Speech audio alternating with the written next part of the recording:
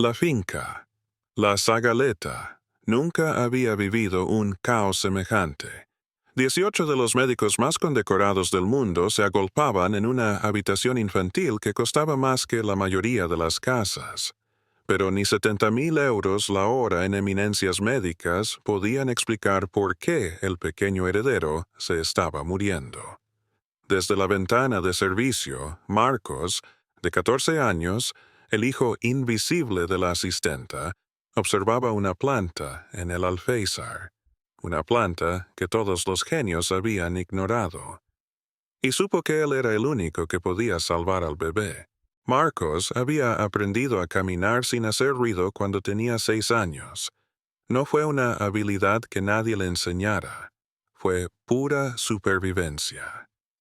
Cuando vives en la casita del guarda, al borde de la finca de un multimillonario, una casita tan pequeña que cabría en el vestidor de la familia Ordóñez, aprendes rápido que tu existencia es tolerada, no bienvenida. Aprendes a moverte como el humo, a respirar como un secreto, a volverte tan pequeño, tan silencioso, tan absolutamente olvidable, que la gente rica que flota por sus vidas de mármol nunca tenga que sufrir la inconveniencia de recordar que estás vivo. Su madre, Elena, llevaba 11 años trabajando para la familia Ordóñez. Empezó cuando Marcos tenía solo 3, fregando suelos de rodillas mientras mujeres embarazadas con vestidos de diseño pasaban por encima de ella como si fuera parte del mobiliario. Había pasado por 2 abortos espontáneos, una neumonía que casi la mata y la lenta muerte de cada uno de los sueños que había tenido para sí misma. Todo para que Marcos tuviera un techo sobre su cabeza y comida en el plato. «Tenemos mucha suerte», le decía cada noche, con la voz suave por el agotamiento y algo que podría ser fe o negación. «El señor Ordóñez nos deja vivir aquí. Paga los libros de tu colegio. Tenemos suerte, Marcos, no lo olvides nunca». Marcos nunca discutía con ella, pero tampoco olvidaba la forma en que los niños Ordóñez lo miraban, como si fuera de cristal o simplemente aire. Nunca olvidó la vez que Pablo Ordóñez despidió a un jardinero por hacer contacto visual con él durante una llamada de negocios. Nunca olvidó el cartel en la entrada de servicio de la casa principal. El personal debe usar el acceso trasero. Prohibida la presencia visible en las zonas principales durante las horas familiares. Suerte. Claro. Si la historia de Marcos ya te atrapa, no querrás perderte lo que sucede a continuación.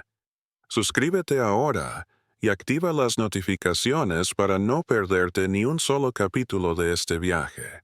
La finca de los Ordóñez se extendía por casi 20 hectáreas de perfección ajardinada en las colinas de La Moraleja. Había jardines diseñados por paisajistas de renombre, fuentes importadas de Italia y un laberinto de setos que había salido en 3 revistas de arquitectura. Había una pista de tenis, un helipuerto y una piscina con la forma del escudo familiar. Había un garaje para 12 coches lleno de vehículos que costaban más que la mayoría de las casas, y una bodega con botellas más antiguas de lo que habría sido la abuela de Marcos si hubiera vivido. Marcos se lo conocía cada centímetro, y no porque le permitieran explorarlo. Dios, no. Lo conocía porque se había pasado la vida entera observando desde los márgenes, desde la diminuta ventana de la casita del guarda, desde detrás de los rododendros cuando se suponía que iba a la parada del autobús, desde las sombras del pasillo de servicio cuando se colaba para llevarle a su madre el almuerzo olvidado. Trazaba un mapa mental de la finca como otros niños hacían con los videojuegos. Sabía qué cámaras de seguridad tenían puntos ciegos. Sabía qué puertas se quedaban sin cerrar durante el cambio de turno de las 3. Sabía que el jefe de seguridad, un hombre de cuello ancho llamado Fuentes, se tomaba un descanso de 20 minutos para fumar detrás de la caseta de la piscina todas las tardes a las 4:15. Sabía estas cosas porque saberlas le hacía sentir que tenía algún tipo de poder en un mundo que le recordaba constantemente que no tenía ninguno. Pero últimamente, Marcos había estado observando por una razón diferente. Hacía 3 meses, Beatriz Ordóñez había dado a luz a un niño, Julián Pablo Ordóñez, el heredero, el príncipe, el futuro de una dinastía construida sobre patentes tecnológicas y adquisiciones farmacéuticas, y el tipo de riqueza generacional que la mayoría de la gente ni siquiera podía concebir. El bebé había llegado entre portadas de revistas y anuncios en la alta sociedad. Se había contratado a un fotógrafo profesional para capturar sus primeros momentos. Un equipo de enfermeras nocturnas rotaba en turnos de 8 horas.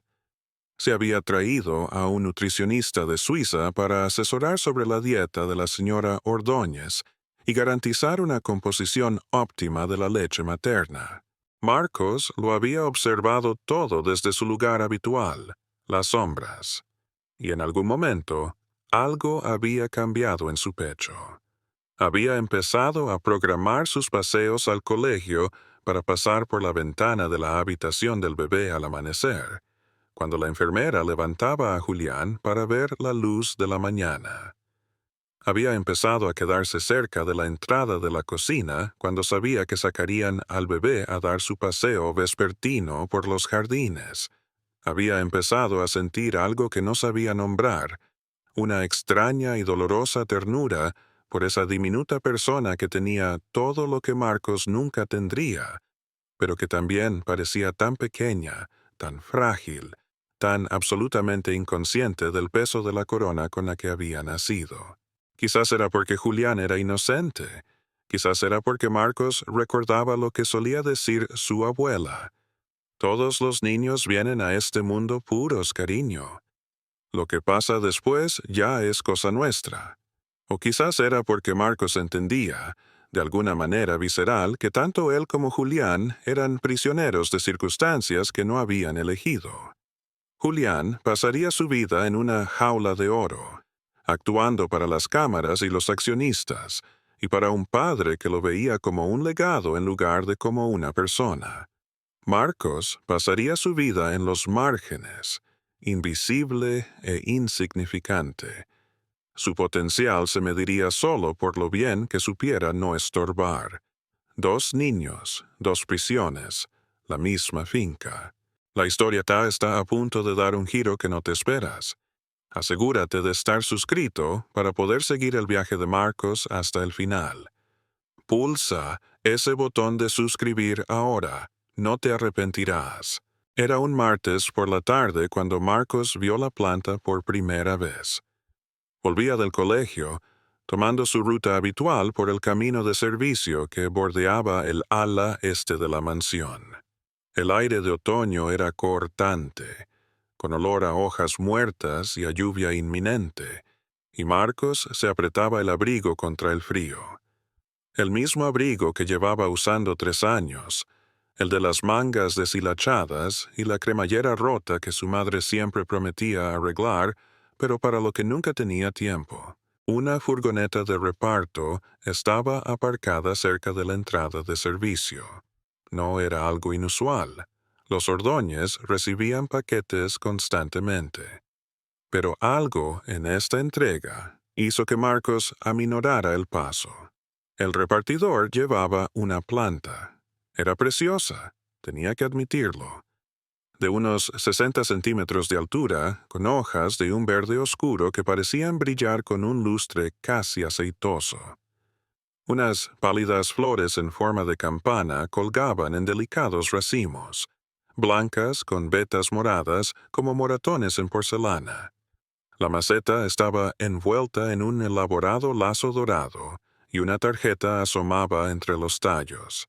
El viejo señor Jiménez, el jardinero jefe, recibió al repartidor en la puerta. Marcos observó desde detrás de los rododendros cómo Jiménez firmaba la entrega, sus manos curtidas extendiéndose para sujetar la maceta. Y entonces Marcos lo vio.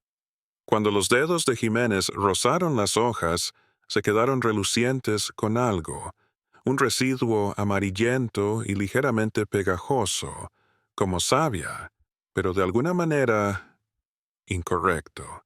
Jiménez también se dio cuenta. Marcos lo vio fruncir el ceño mirando sus guantes, frotándose los dedos con expresión perpleja. Pero entonces el repartidor dijo algo, Jiménez se rió y el momento pasó. Llevó la planta adentro, presumiblemente hacia la habitación del bebé donde se exponían todos los regalos, y Marcos se quedó en las sombras con una extraña inquietud retorciéndosele en el estómago. Conocía esa planta. No recordaba de dónde, no exactamente. Pero algo en esas hojas, esas flores, ese residuo aceitoso, tiraba de un recuerdo enterrado en su mente.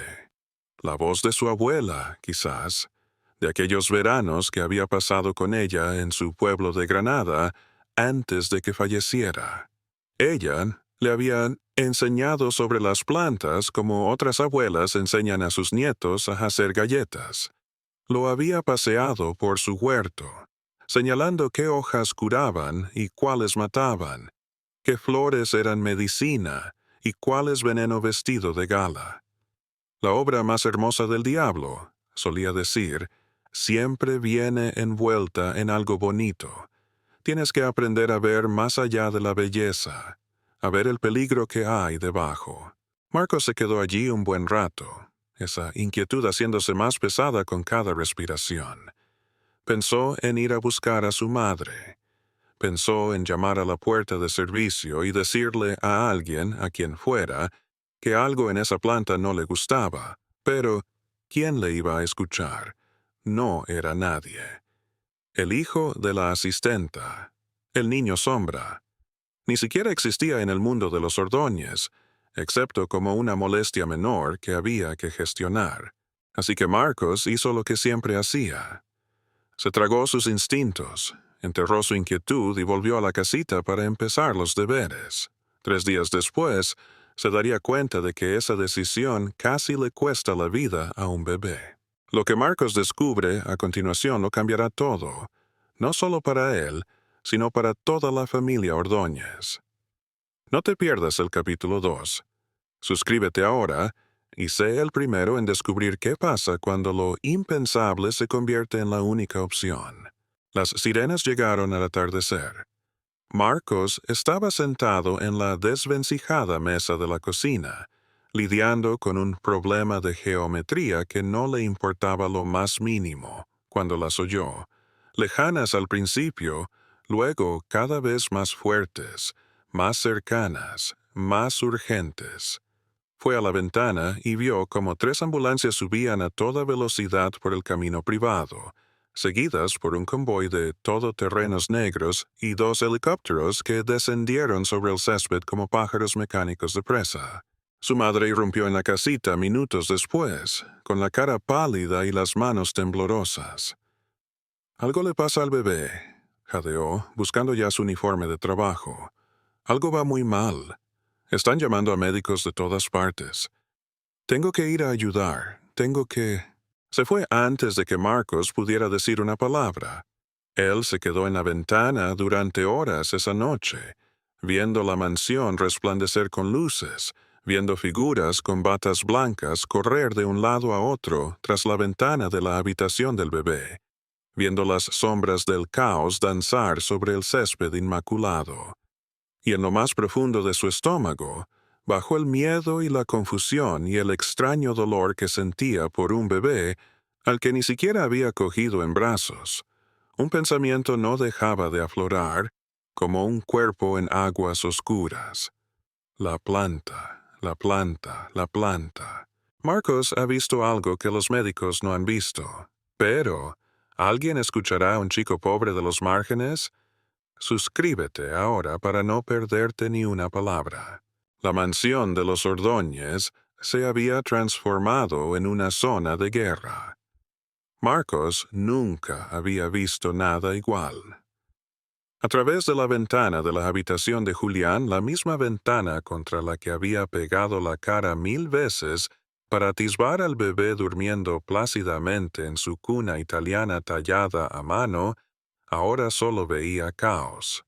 batas blancas por todas partes, máquinas que no sabía nombrar parpadeando y pitando en un pánico electrónico, manos moviéndose con una precisión frenética, inyectando, ajustando, midiendo, fracasando, siempre fracasando. Se había acercado más de lo que debía, mucho más. Los equipos de seguridad estaban demasiado distraídos con la emergencia médica para patrullar sus rutas habituales, y Marcos se había deslizado por el laberinto de setos como un fantasma, situándose detrás de la fuente ornamental, desde donde tenía una visión clara de los ventanales de la habitación. Lo que vio le heló la sangre. El pequeño Julián, el precioso Julián, a quien Marcos había visto aprender a sonreír a la luz de la mañana, tenía el color de un moratón. Su pequeño cuerpo yacía en el centro de un huracán médico, rodeado de más equipos de los que Marcos había visto nunca en un solo lugar. Tubos salían de sus brazos. Monitores registraban los latidos de un corazón que tartamudeaba y tropezaba como un borracho volviendo a casa. Y su piel, Dios, su piel tenía ese terrible color gris azulado, moteada con una erupción que parecía extenderse mientras Marcos observaba. Parecía que se estaba muriendo. Parecía que ya estaba muerto y aún no se había dado cuenta. Si esta historia te está encogiendo el corazón como a mí al escribirla, tienes que suscribirte ahora mismo. Lo que pasa a continuación te acompañará para siempre. No te lo pierdas. Los médicos habían empezado a llegar a la hora de la primera ambulancia. Marcos los había contado a medida que llegaban, coches negros y helicópteros depositando un ejército de la realeza médica en el césped de los Ordóñez. Había oído a su madre susurrar sus nombres a otra asistenta con un respeto aterrorizado mientras pasaba corriendo por la casita. El doctor Gerhard Voss, del Instituto Pediátrico de Ginebra. La doctora Aiko Tanaka, la neuróloga de Tokio que había salvado al nieto del primer ministro japonés. El doctor Andrés Sterling, de la Clínica Universidad de Navarra, cuya lista de espera era de 3 años y cuyos honorarios, se rumoreaba, eran de 50.000 euros solo por una consulta. La doctora Kus Fatima Okoro, la inmunóloga nigeriano-británica que había sido nominada al Premio Nobel. El doctor Samuel Ríos, la doctora Rebecca Morrison, el doctor Alexander Petrov, la doctora Isabella Ruiz. 18 de ellos, 18 de las mentes médicas más grandes del planeta, cada uno con títulos de instituciones a las que Marcos nunca podría aspirar. Cada uno armado con un conocimiento que había costado décadas y millones de euros adquirir. 18 expertos y ni una sola respuesta. Marcos podía verlos a través de la ventana, discutiendo. El doctor Voss gesticulaba enfáticamente hacia un gráfico, mientras el doctor Sterling negaba con la cabeza. La doctora Tanaka se había apartado del grupo con los brazos cruzados y expresión preocupada. Un médico más joven, cuyo nombre Marcos no conocía, estaba haciendo otro análisis de sangre mientras una enfermera cambiaba otra bolsa de suero. Estaban perdidos. Marcos podía verlo en su lenguaje corporal, en cómo sus posturas seguras habían empezado a desmoronarse con el paso de las horas. Esos titanes de la medicina, esos dioses del arte de curar, estaban en una habitación infantil de 40 millones de euros, con todos los recursos del mundo a su disposición, y no tenían ni idea de por qué un bebé de 3 meses estaba muriendo delante de ellos. Pablo Ordóñez estaba de pie en un rincón de la habitación, y Marcos nunca había visto a un hombre tan destrozado. El multimillonario que dominaba las salas de juntas y aplastaba a la competencia, que se movía por el mundo como si fuera suyo, lo que en muchos sentidos era, Se aferraba a la mano de su mujer con una desesperación que le dejaba los nudillos blancos. Beatriz Ordóñez no había parado de llorar en horas. Su vestido de diseño estaba arrugado, su maquillaje perfecto destrozado, su compostura de las páginas de sociedad hecha añicos en el suelo de mármol italiano. Su bebé se estaba muriendo, y todo su dinero no podía salvarlo. Este es el momento en que todo cambia, pero solo lo verás si estás suscrito. Pulsa ese botón ahora. Marcos está a punto de hacer algo que sorprenderá a todos, incluyéndose a sí mismo. Marcos vio a los médicos barajar sus teorías. Infección bacteriana. Le metieron a Julián antibióticos que no hicieron nada. Inflamación viral. Probaron con antivirales que no marcaron ninguna diferencia. Respuesta autoinmune. Le administraron inmunosupresores que no suprimieron nada. Trastorno genético. Hicieron pruebas que resultaron no concluyentes. Reacción alérgica. Le pincharon epinefrina, que podría haber sido agua. Cada teoría surgía con confianza y se derrumbaba en confusión. Cada tratamiento se administraba con precisión y fracasaba con crueldad. Marcos lo observó todo desde la ventana, con las manos apoyadas en la fría piedra de la fuente, el corazón martilleándole contra las costillas. Porque él sabía algo que ellos no sabían, sabía lo de la planta. Seguía allí. Podía verla desde donde estaba agachado. En el alféizar de la ventana de la habitación, sus pálidas flores, en forma de campana, captando las duras luces médicas, sus hojas oscuras brillando con ese lustre aceitoso. Los médicos pasaban por delante constantemente, ajustaban sus equipos a su alrededor, dejaban sus tazas de café y sus tablets y sus historiales médicos junto a Yagita sin dedicarle una segunda mirada. Era invisible para ellos, parte de la decoración. Igual que Marcos, recordaba ahora las lecciones de su abuela, los recuerdos aflorando con una claridad dolorosa. Estaban sentados en su porche en el pueblo de Granada, el verano que él tenía 9 años, y ella le enseñaba dibujos de un libro viejo con el lomo de cuero agrietado. «Esta de aquí», le había dicho, señalando una ilustración de flores en forma de campana casi idénticas a las de la habitación. La llamamos dedalera. Los médicos elegantes la llaman digitalis. Es preciosa, sí, pero los aceites de esas hojas, solo con tocarlas pueden ralentizar el corazón de un hombre. Y si eres pequeño, si eres un bebé, había negado lentamente con la cabeza. Incluso respirar el aire a su alrededor durante mucho tiempo puede envenenar la sangre. La abuela de Marcos sabía cosas que ninguna facultad de medicina enseñaba. Había aprendido sus artes curativas de su madre, que las había aprendido de la suya, que las había aprendido de ancestros que no tenían nada más que las plantas que los rodeaban, y la sabiduría transmitida a través de generaciones de supervivencia. Había asistido partos en casas sin electricidad.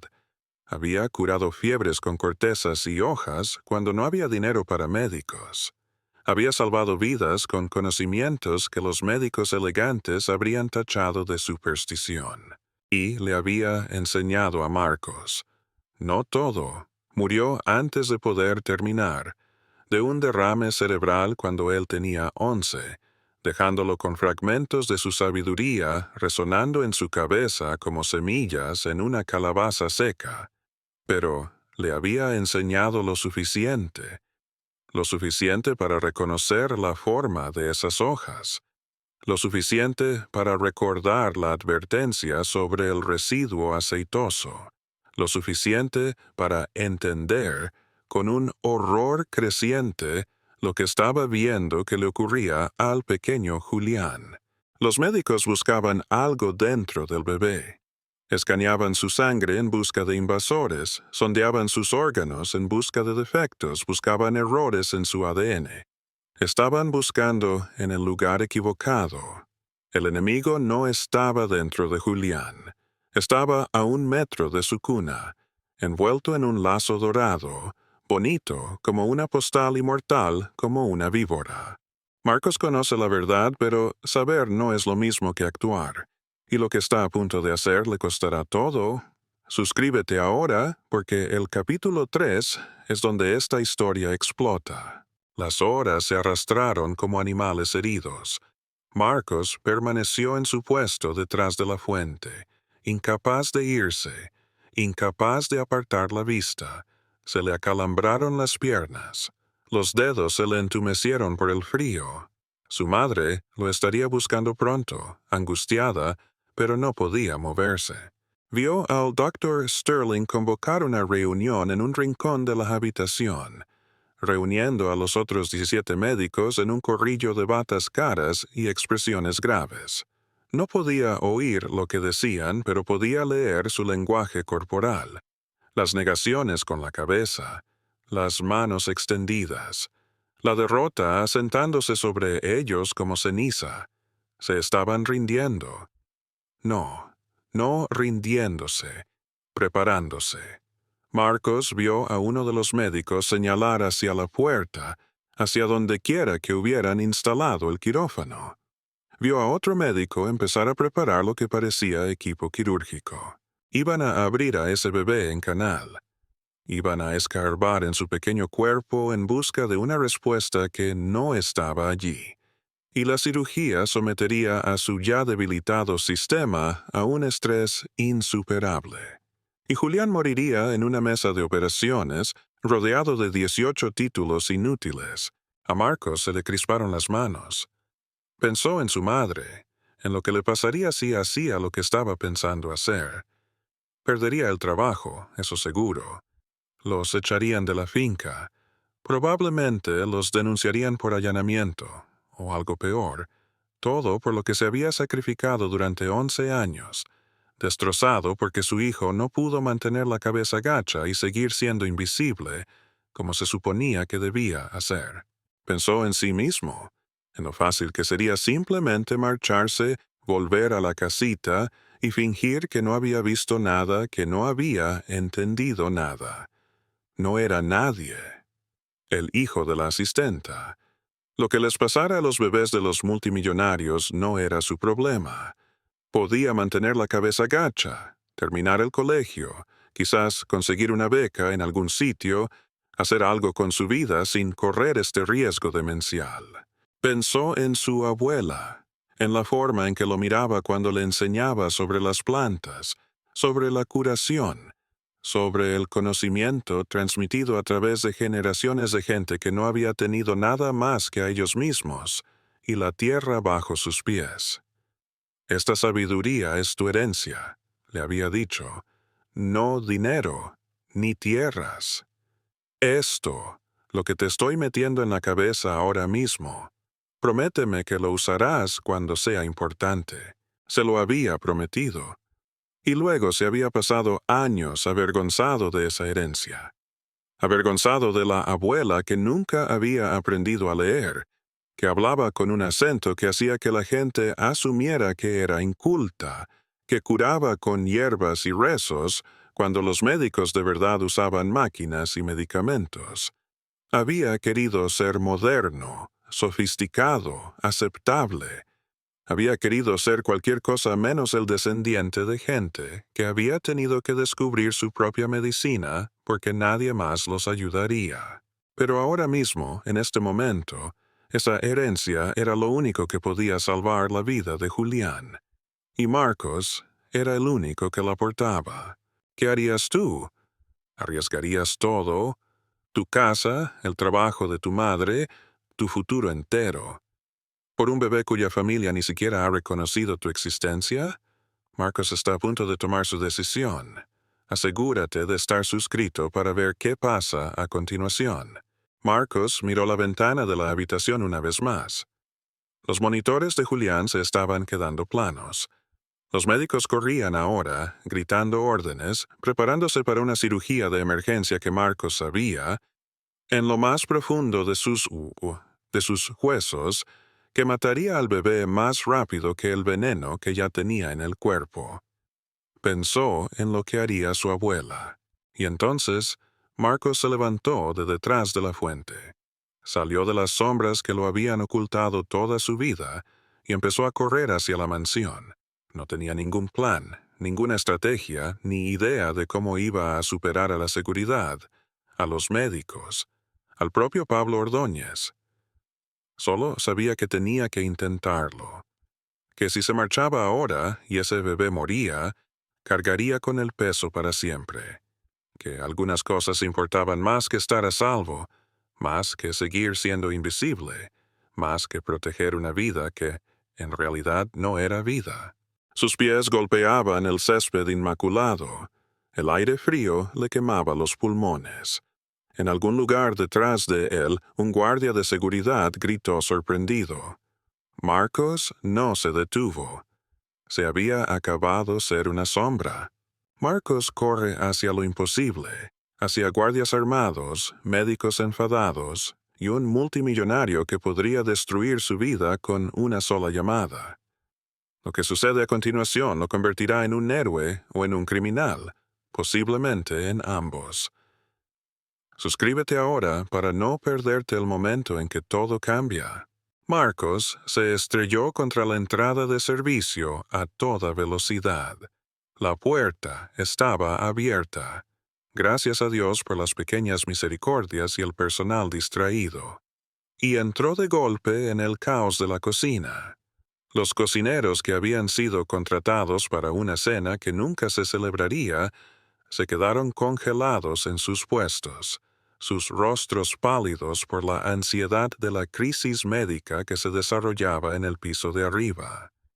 Un ayudante de cocina dejó caer una olla de cobre con un estrépito que resonó por los pasillos de mármol.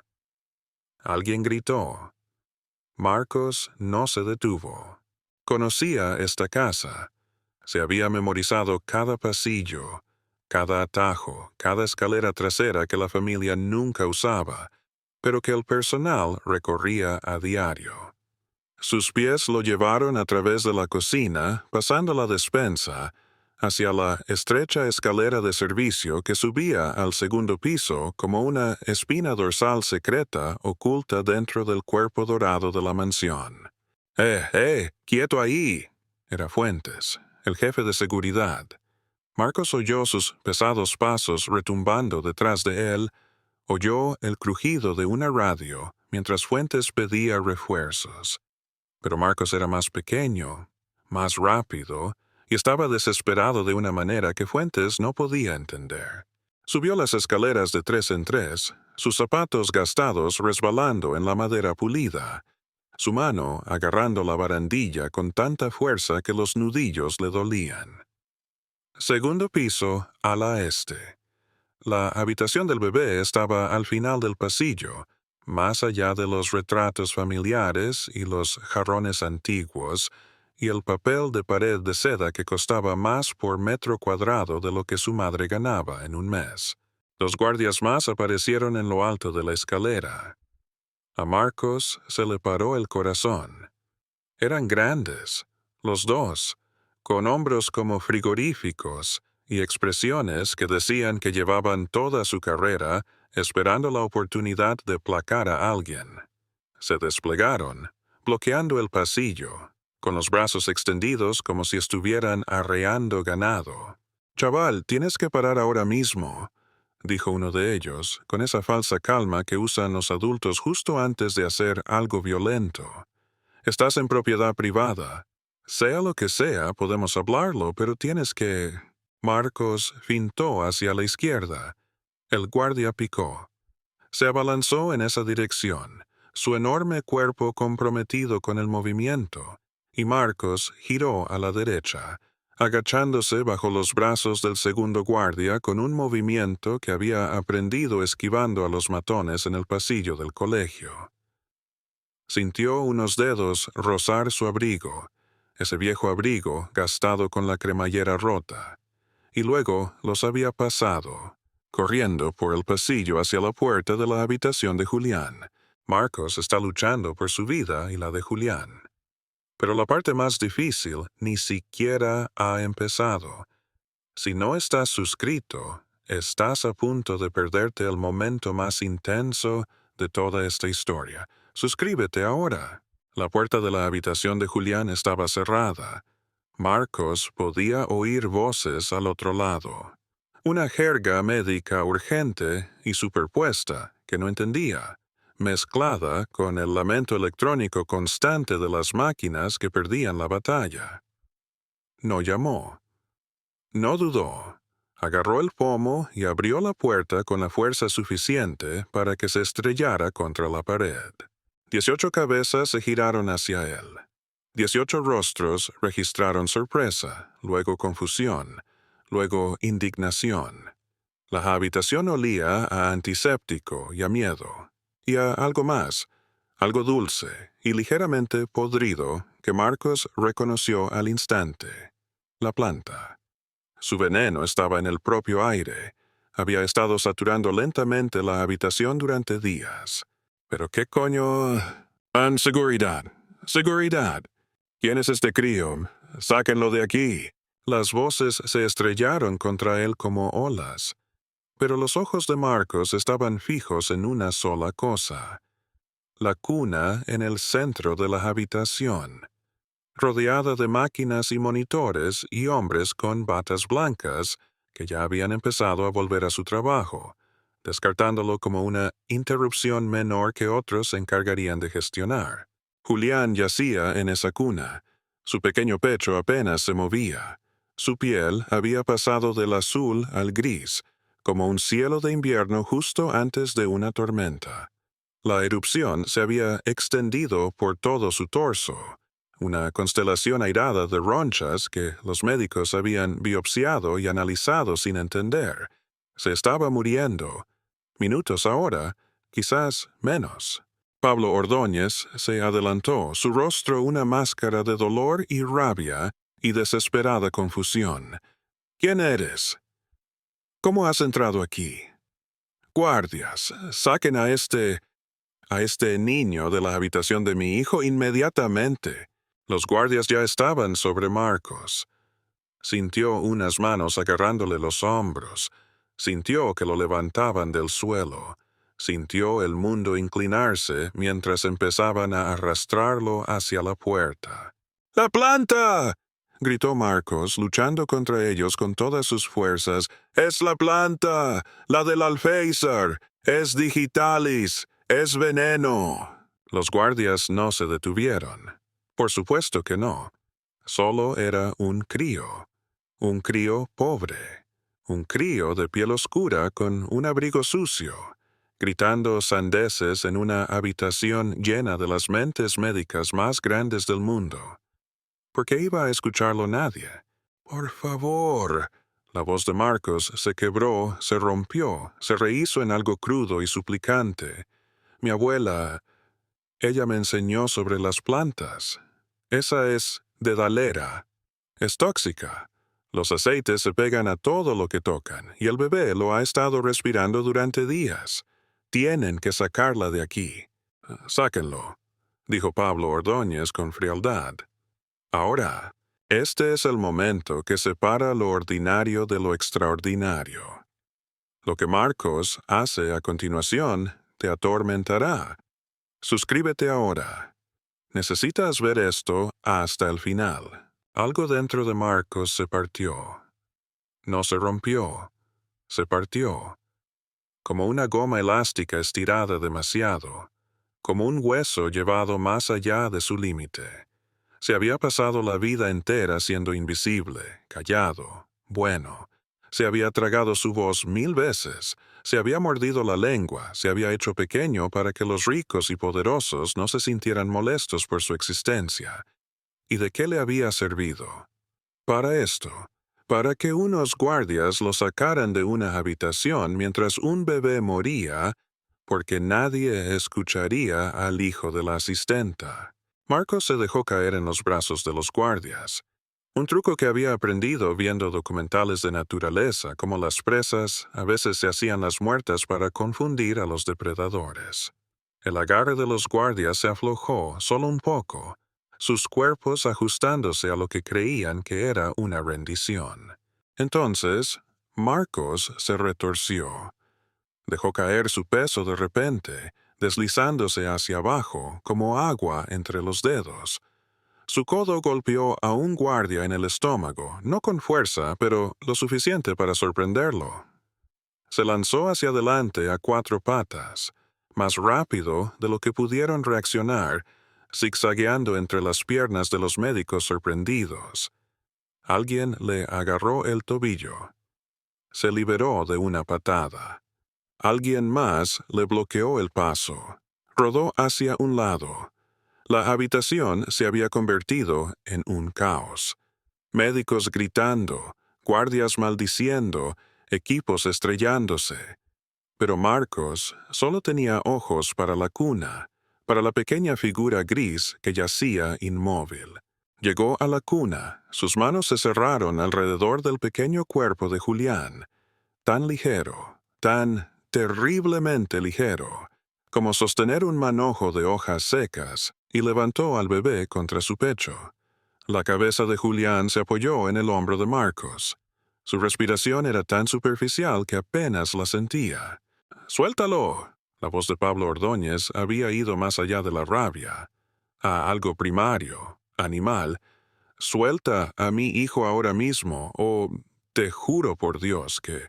Pero Marcos ya se movía.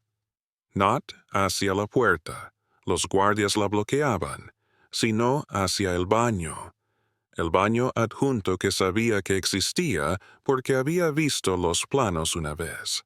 Llegó a la puerta y la cerró de golpe, buscando a tientas el pestillo mientras los cuerpos se estrellaban contra la madera. La puerta tembló, pero aguantó, no por mucho. No eran puertas interiores diseñadas para la privacidad, eran puertas de diseño. Los guardias la romperían en segundos. Marcos miró a su alrededor. Encimeras de mármol, grifería de oro, un armario lleno de productos de bebé de diseño. Y allí, en la encimera, un pequeño frasco de carbón activado en polvo. Del tipo que los padres ricos compran para el cuidado natural del bebé, para mascarillas y blanqueamiento dental y tratamientos detox que leen en las revistas. La voz de su abuela resonó en su memoria. El carbón saca el veneno del cuerpo, cariño. Los viejos quemaban leña y la molían para esto. Se une a las toxinas, las arrastra fuera. La puerta volvió a temblar, la madera se astilló.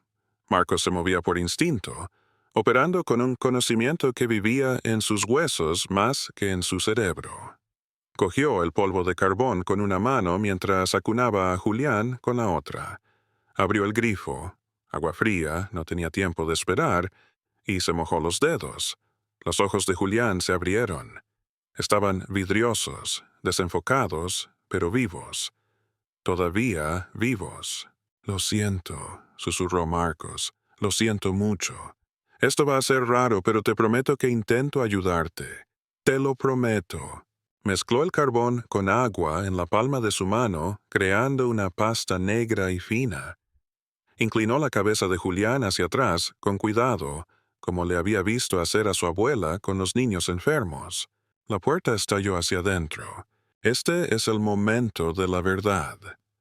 Todo lo que Marcos ha arriesgado, su casa, el trabajo de su madre, su libertad, se reduce a los próximos segundos. Si no estás suscrito, te perderás la resolución de esta increíble historia. Suscríbete ahora. Marcos consiguió meter la mezcla de carbón en la boca de Julián justo. Cuando los guardias lo alcanzaron, unas manos lo agarraron desde todas direcciones. Manos rudas, enfadadas. Sintió que le retorcían un brazo dolorosamente detrás de la espalda. Sintió sus rodillas golpear el suelo de mármol. Sintió que le arrancaban al bebé de los brazos. ¡No!, gritó Marcos.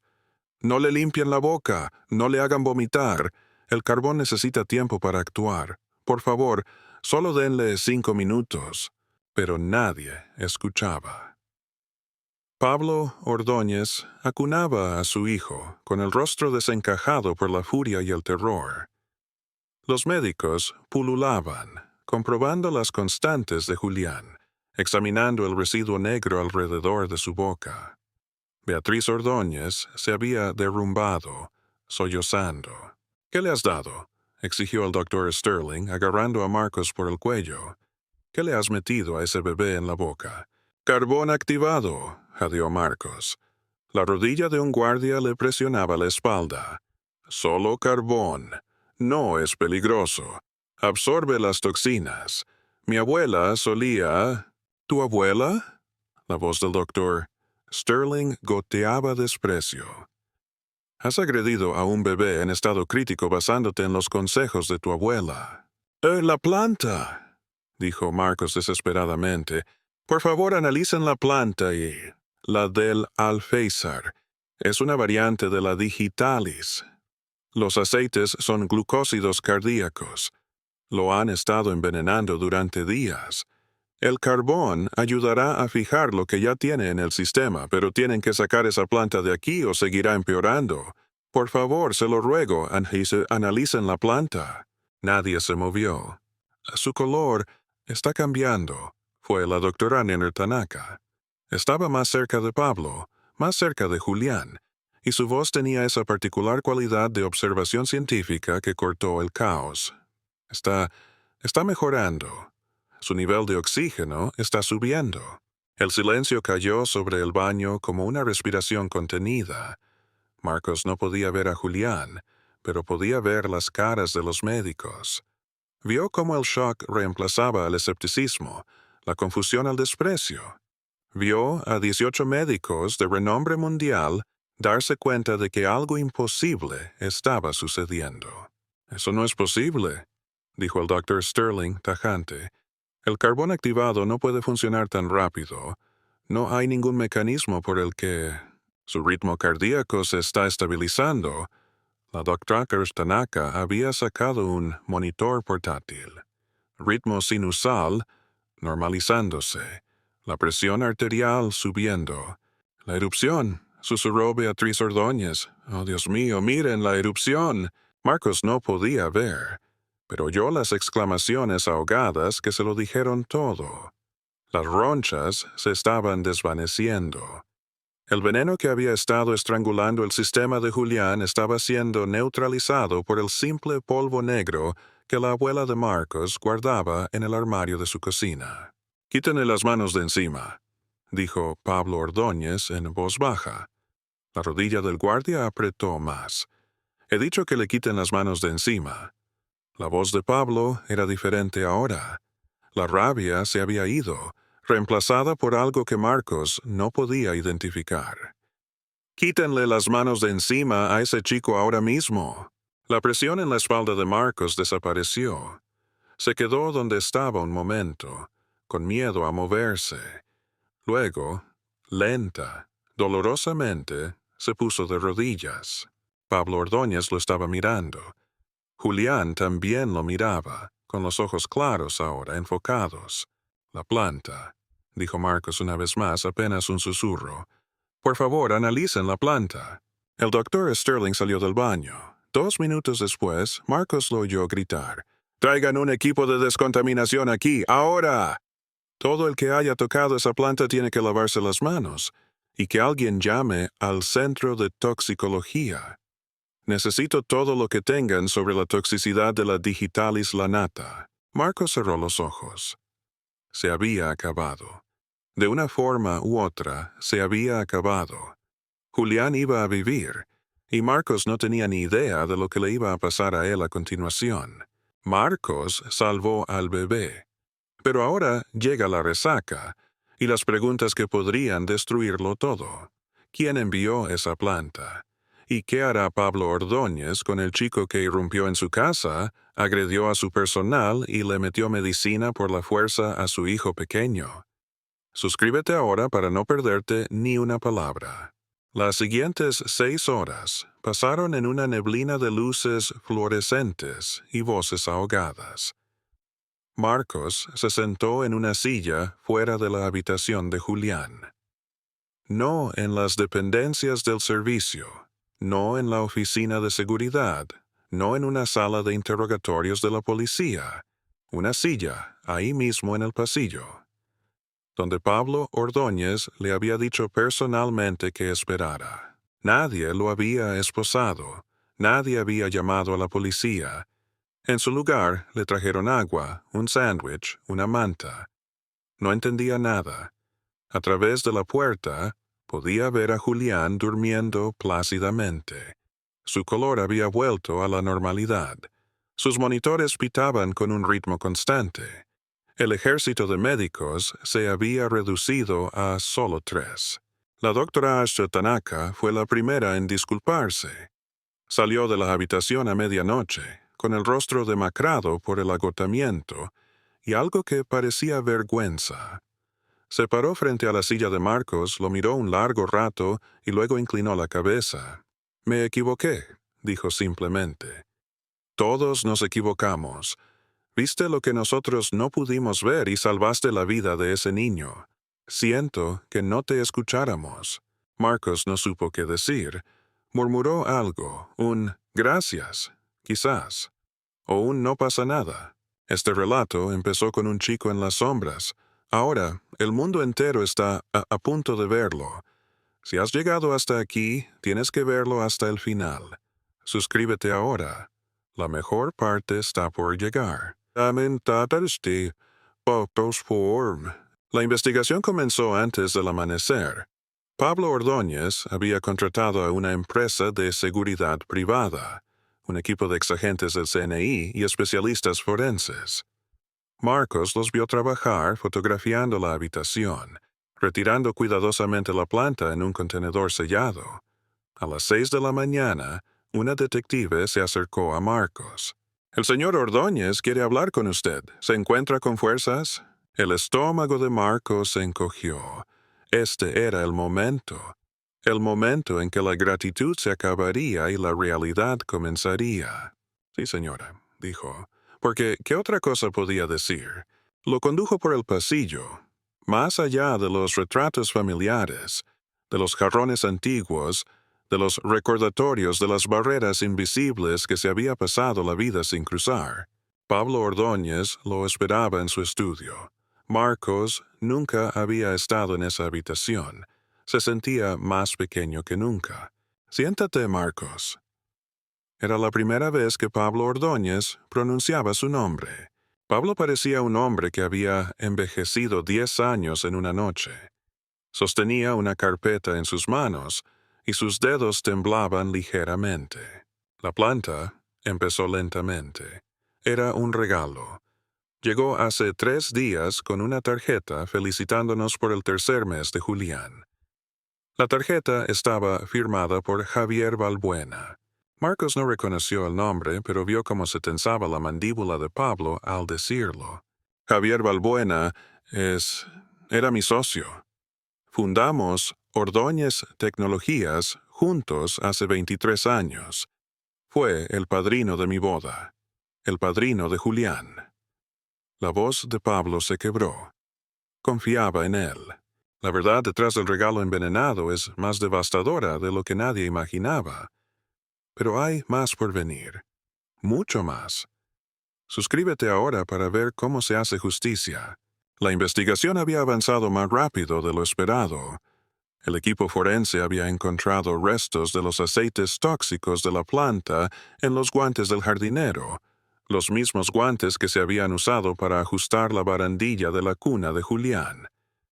Pero eso no era todo. La empresa de reparto guardaba registros meticulosos. En cuestión de horas, los investigadores habían rastreado el paquete hasta su origen. Un laboratorio privado que se especializaba en especímenes botánicos raros. El laboratorio era propiedad de una empresa fantasma.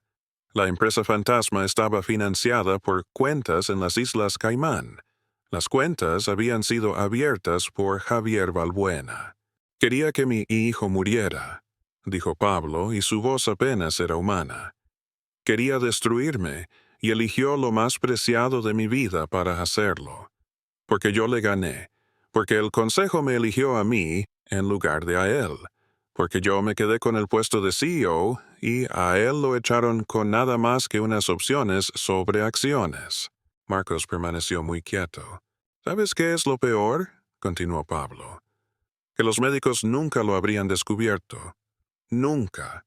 Estaban tan centrados en sus análisis de sangre y sus escáneres, tan seguros de que la respuesta tenía que ser algo complejo, que nunca miraron a su alrededor. Nunca se preguntaron qué había cambiado en el entorno de Julián. Lo miró con algo que podría ser asombro, pero tú sí lo hiciste. Mi abuela me enseñó sobre las plantas, dijo Marcos, incómodo. Decía que los médicos ricos siempre buscan problemas ricos. A veces la respuesta está ahí mismo. Tu abuela parece una mujer sabia. ¿O era? A Marcos se le hizo un nudo en la garganta. Murió cuando yo tenía 11 años. Iba a enseñarme más, pero se le acabó el tiempo.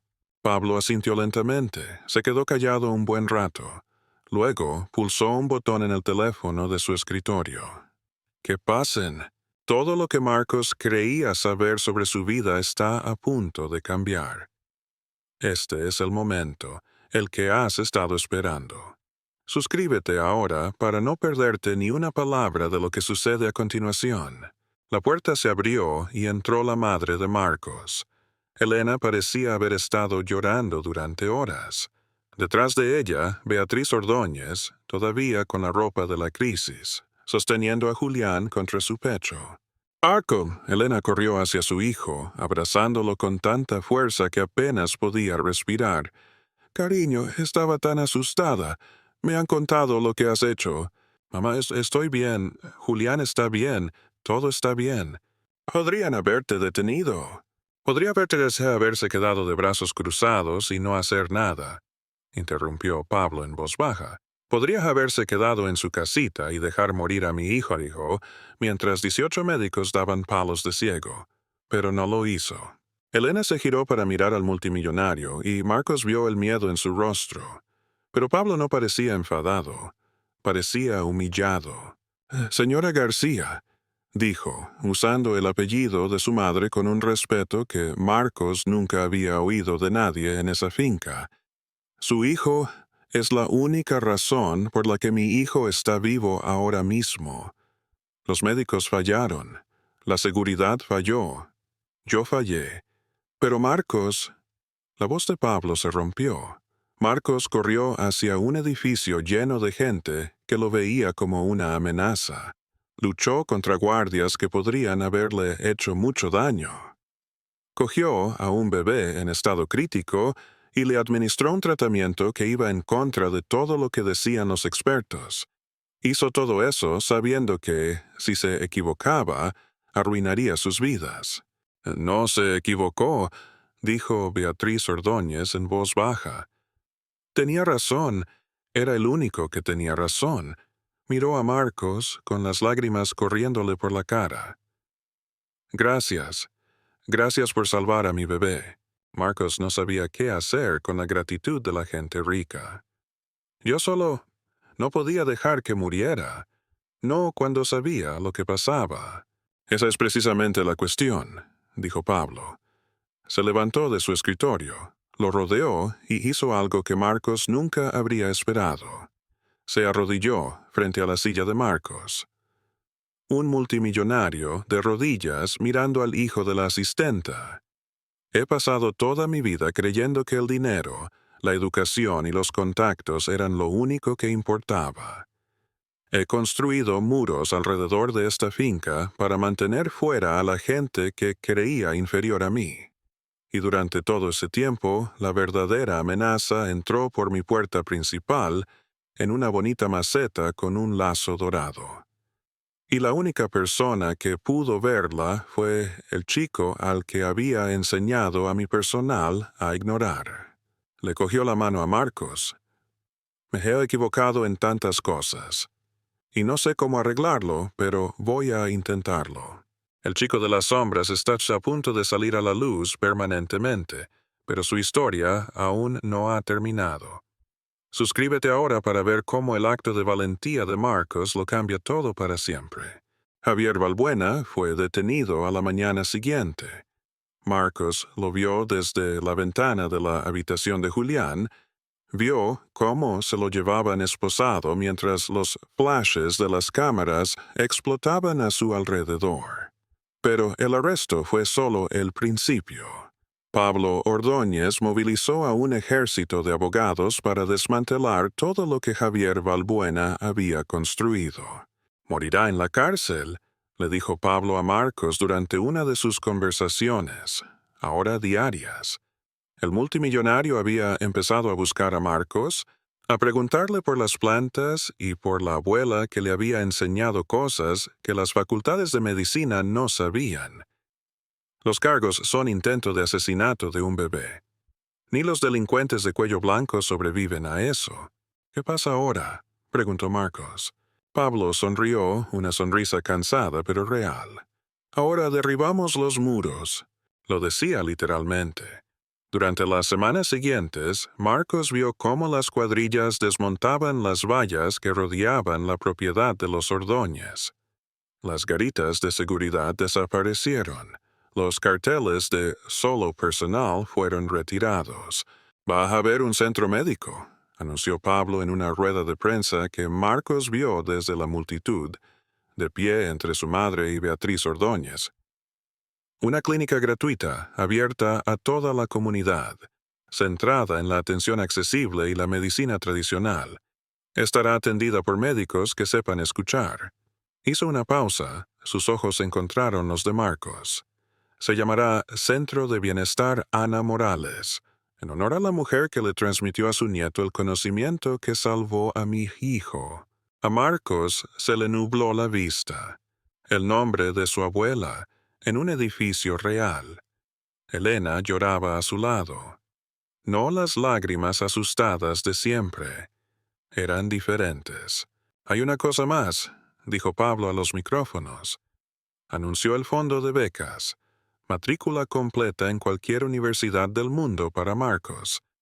Anunció la casa. No la casita del guarda, sino una casa de verdad en la propiedad, con el nombre de Marcos en la escritura junto al de su madre. Anunció un puesto para Elena en la junta directiva del nuevo centro médico, con un sueldo que la hizo jadear. Pero para Marcos, el anuncio más importante fue algo que Pablo le dijo en privado. «Estoy organizando unas prácticas para ti, con los mejores investigadores botánicos del mundo, si quieres, para que puedas aprender todo lo que tu abuela no tuvo tiempo de enseñarte». Marcos pensó en su abuela, en la promesa que le había hecho. Se había equivocado. El conocimiento de su abuela no era algo que superar, era algo sobre lo que construir. «Sí», dijo Marcos, «quiero eso más que nada». Pablo asintió. Y luego hizo algo que habría sido impensable una semana antes. Abrazó a Marcos, como un padre abraza a un hijo. «Gracias», susurró Pablo, «por ser valiente cuando importaba, por ser la persona que debería haber visto desde el principio». Marcos le devolvió el abrazo. Ya no era invisible.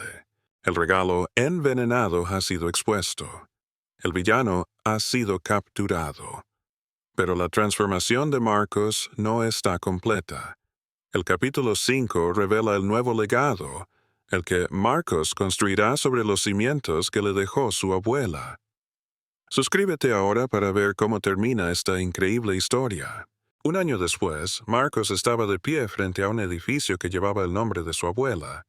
El Centro de Bienestar Ana Morales brillaba bajo el sol, sus paredes de cristal reflejando los jardines que él mismo había ayudado a diseñar, llenos de las plantas medicinales que su abuela le había enseñado a reconocer. Y en un invernadero cerrado, una colección de especímenes tóxicos, para enseñar a la próxima generación de médicos a ver lo que 18 expertos habían pasado por alto. Era la gran inauguración. Marcos se ajustó el cuello de su traje nuevo. Todavía no se sentía del todo cómodo con esa ropa. «¿Estás listo?». Su madre apareció a su lado. Elena García se había transformado. La tensión constante en sus hombros se había relajado. Las arrugas de preocupación se habían suavizado. Se mantenía más erguida, hablaba más alto. Era la directora de relaciones con la comunidad del centro. Tenía un despacho, tarjetas de visita, personal a su cargo. No lo sé, admitió Marcos. Hay mucha gente ahí fuera. Hay mucha gente ahí fuera por ti, cariño. Han venido a ver al chico que salvó al hijo de un multimillonario con carbón de cocina y la sabiduría de su abuela. Tuve ayuda. Tuviste conocimiento. Tuviste valor. Tuviste todo lo que tu abuela te dio. Estaría tan orgullosa de ti, Marcos. Este viaje comenzó con un chico que creía que su pobreza lo convertía en nada. Míralo ahora. Si esta historia te ha llegado al corazón, suscríbete y compártela con alguien que necesite oír que su voz importa. El mundo necesita más Marcos. La multitud era más grande de lo que esperaba. Cientos de personas llenaban los jardines, familias de los barrios de alrededor, profesionales médicos de todo el mundo, periodistas. Y allí, en primera fila, Pablo y Beatriz Ordóñez, con Julián en el regazo de Beatriz. El bebé estaba espléndido, con 14 meses, y una risa que resonaba por el jardín. Pablo se levantó cuando Marcos se acercó al podio, liderando un aplauso que envolvió a Marcos como agua tibia. Hace un año, este hombre había sido una figura lejana, intocable. Ahora era algo más, un mentor, guay, quizás un creyente. Gracias a todos por venir, dijo Pablo al micrófono. Hace un año casi pierdo a mi hijo. Tenía todos los recursos del mundo y nada de eso fue suficiente. Hizo una pausa. Su mirada se desvió hacia la casita donde Marcos y su madre habían vivido. Y entonces, un chico de 14 años irrumpió en mi casa. Luchó contra mis guardias de seguridad y salvó la vida de mi hijo con un conocimiento que ninguna facultad de medicina enseña. Un conocimiento transmitido a través de generaciones. Un conocimiento que me habían enseñado a despreciar como superstición. El que no sabía nada era yo. El que había construido muros tan altos que no podía ver la sabiduría que tenía justo fuera. Marcos García me enseñó que la pericia se presenta de muchas formas, y que a veces las personas que pasamos por alto son las que ven con más claridad. Pablo Ordóñez construyó un imperio, pero hizo falta un chico pobre para mostrarle lo que de verdad importa. Si crees que la voz de todos merece ser escuchada, suscríbete ahora y comparte esta historia. Marcos subió al podio con las manos temblorosas. Había escrito un discurso, pero las palabras se sentían equivocadas. Así que las dejó a un lado y habló desde el corazón. El nombre de mi abuela era Ana Morales. Nació en un pueblo de Granada, en una casa sin agua corriente. Nunca aprendió a leer. No fue al colegio, más allá de cuarto de primaria. Según todas las medidas que el mundo usa para decidir quién importa, no era nadie. Miró el edificio detrás de él, su nombre grabado en piedra, pero salvó más vidas de las que la mayoría de los médicos salvarán jamás. Atendió partos, curó fiebres, acompañó a los moribundos. Sabía cosas sobre las plantas, sobre el cuerpo, sobre la curación, que aprendió de su madre, que las aprendió de la suya.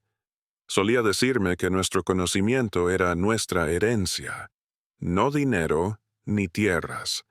Solo lo que ella me metía en la cabeza. Decía que ese conocimiento valía más que el oro, porque nadie podría quitármelo. La voz de Marcos se afianzó. Durante mucho tiempo me avergoncé de esa herencia. Quería encajar en un mundo que menospreciaba a gente como mi abuela. Pensaba que si era lo suficientemente listo, lo suficientemente educado, podría escapar de mis orígenes. Me equivocaba. Mis orígenes no son algo de lo que escapar, son algo sobre lo que construir. El conocimiento que me dio mi abuela salvó la vida de un bebé cuando 18 médicos no sabían qué hacer. no a pesar de mi origen, gracias a él. Porque mi abuela me enseñó a ver el cuadro completo, a prestar atención al entorno, no solo a los síntomas, a confiar en lo que veía con mis propios ojos, incluso cuando los expertos me decían que estaba equivocado. La abuela de Marcos nunca llegó a ver este momento, pero su legado vivirá para siempre. Si crees que la sabiduría proviene de más lugares que los libros de texto, suscríbete y comparte esta historia. Al compartes sabes Marcos miró a la multitud, a los niños de los barrios cercanos. Sé lo que es sentirse invisible, creer que tu pobreza te convierte en nada, que tus circunstancias definen tu valor. Estoy aquí hoy para deciros que es mentira. Las cosas que os hacen diferentes, vuestra cultura, el conocimiento de vuestras familias, no son debilidades, son fortalezas, perspectivas que el mundo necesita. Este edificio existe porque un chico de la casita del guarda sabía algo que 18 médicos no sabían. Iba a ser un lugar donde todo conocimiento se valore. Mi abuela solía decir que curar no es solo arreglar lo que está roto, es ver a la persona en su totalidad, es tratar a la gente con dignidad, ya sean multimillonarios o asistentes, es recordar que todos estamos conectados. De eso va a tratar este centro. Ese va a ser el legado de mi abuela. No solo un edificio con su nombre, sino una nueva forma de pensar sobre quién puede ser un experto, qué conocimiento cuenta y cómo nos cuidamos los unos a los otros. Sonrió, una sonrisa real. Me llamo Marcos García, soy el hijo de la asistenta, y voy a pasar el resto de mi vida asegurándome de que nadie como yo tenga que volver a sentirse invisible. Este es el legado de Marcos. Este es el legado de Ana Morales. Y si has leído hasta aquí, ahora también es parte de tu historia. Suscríbete y comparte este mensaje con todos los que necesiten oírlo. El aplauso comenzó en la parte de atrás y avanzó como un trueno. Marcos, abrumado, vio como cientos de personas se ponían en pie. Y entonces, Julián Ordóñez hizo algo que silenció a toda la multitud. El niño se escabulló de los brazos de su madre, se puso en pie sobre sus piernas inestables y empezó a caminar, tambaleándose, con esa marcha incierta de un niño que apenas aprende a confiar en sus propios pies. Beatriz intentó cogerlo, pero Pablo la detuvo, observando con asombro cómo su hijo navegaba entre el bosque de piernas de los adultos. Julián caminó directo hacia Marcos. Se detuvo al borde del podio, levantó la vista con esos ojos brillantes que una vez estuvieron nublados por el veneno y alzó sus brazos regordetes en el gesto universal de los niños de todo el mundo.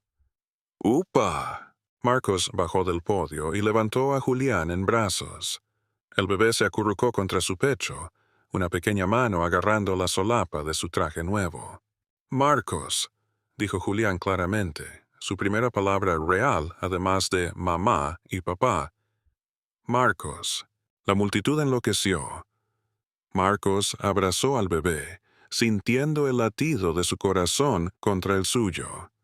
Fuerte, constante, vivo. Este niño, que casi había muerto en sus brazos, ahora decía su nombre, buscándolo, confiando en él por completo. Esto era lo que importaba. No el edificio elegante, ni la beca, ni la casa.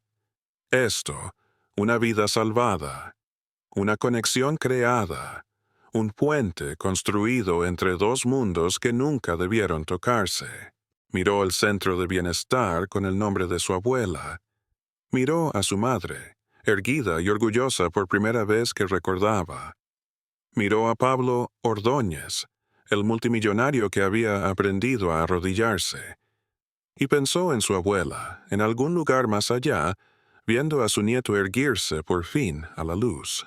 «Gracias, abuela», pensó. «He cumplido mi promesa». Julián gorjeó felizmente y le dio una palmadita en la cara con una mano pegajosa. Marcos se rió, una risa real, libre, alegre, completamente desinhibida. Ya no era el niño en las sombras. Era Marcos García, sanador, maestro, constructor de puentes, el nieto de su abuela. Y su historia no había hecho más que empezar. ¿Qué opinas de esta historia? Me encantaría escuchar tus pensamientos. Deja un comentario abajo. No olvides darle like y suscribirte para más contenido increíble que llegará pronto.